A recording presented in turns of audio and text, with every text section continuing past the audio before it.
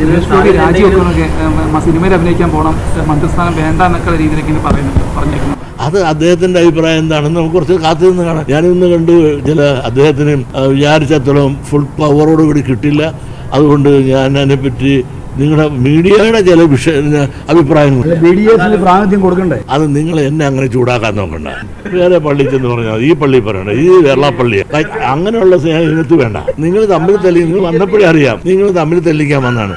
ആ പണി വേണ്ട. എൻ്റെ കുഞ്ഞ്, ഞാൻ പെരുന്നാളെ എത്ര കണ്ടിട്ട് പള്ളി പോകാത്തതാണ്. അതുകൊണ്ട് പണി കൈ വെച്ചേര്. ഞാനും മീഡിയക്കാരനാണ്, ഞാനും പത്രപ്രവർത്തകനാണ്. അതുകൊണ്ട് കൊല്ലക്കുടി സൂചി വയ്ക്കാൻ നോക്കണം.